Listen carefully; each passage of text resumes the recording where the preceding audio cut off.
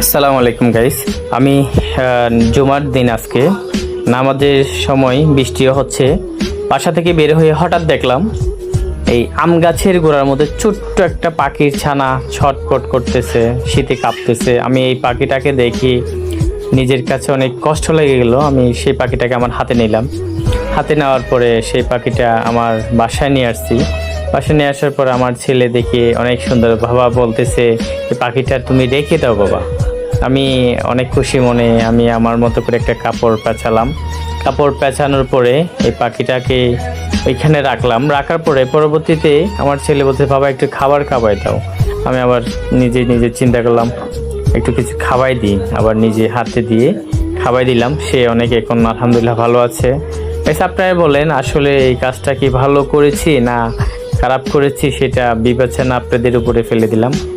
আপনারা যদি ভালো লেগে যদি থাকে তাহলে একটা ছোট্ট একটা কমেন্ট করে যাবেন, পাশে থাকবেন। ভালো থাকেন। আসসালামু আলাইকুম, আল্লাহ হাফেজ।